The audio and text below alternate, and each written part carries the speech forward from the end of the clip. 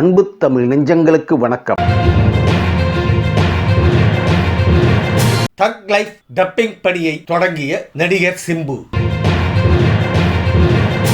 விஷால் திரைப்படங்களுக்கு கிடுக்குப்பிடி போட்ட தயாரிப்பாளர்கள் சங்கம்.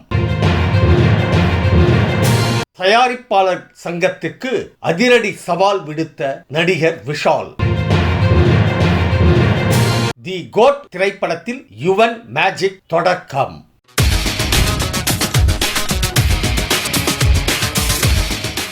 தக் லைஃப் திரைப்படத்திற்கு டப்பிங்கை தொடங்கிய நடிகர் சிம்பு. கமல் மணிரத்னம் கூட்டணியில் உருவாகி வரும் திரைப்படம் தக் லைஃப். திரிஷா, நாசர், அபிராமி, கௌதம் கார்த்திக் உள்ளிட்டோர் நடித்துள்ள இந்த படத்தில் நடிகர் சிம்பு முக்கிய கதாபாத்திரத்தில் நடித்துள்ளார். இந்த திரைப்படத்தின் படப்பிடிப்பு இறுதி கட்டத்தை எட்டியுள்ள நிலையில் போஸ்ட் புரொடக்ஷன் பணிகளை படக்குழு தொடங்கியுள்ளது. அந்த வகையில் சிம்பு தனது டப்பிங் பணியை தொடங்கியுள்ளதாக புகைப்படம் வெளியிட்டு அறிவித்துள்ளார் அவர்.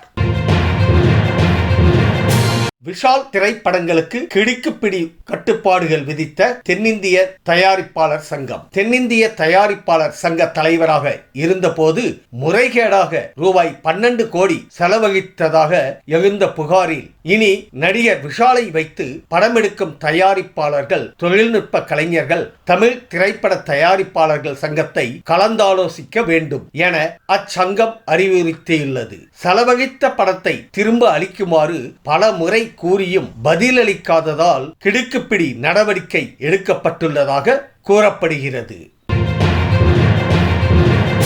தயாரிப்பாளர் சங்கத்துக்கு அதிரடி சவால் விடுத்த விஷால். பண முறைகேடு விவகாரத்தில் நடிகர் விஷால் படங்களுக்கு தமிழ் திரைப்பட தயாரிப்பாளர்கள் சங்கம் கட்டுப்பாடு விதித்த நிலையில் தொடர்ந்து படங்களில் நடிப்பேன் என்றும் முடிந்தால் தடுத்து பாருங்கள் எனவும் நடிகர் விஷால் அதிரடி சவால் விடுத்துள்ளார். இன்னும் தியேட்டர் பராமரிப்பு கட்டணம் உள்பட பல விஷயங்கள் தீர்க்கப்பட வேண்டி உள்ளதாகவும் உங்கள் வேலையை சரியாக செய்யுங்கள் எனவும் காட்டமாக அவர் கூறியுள்ளார்.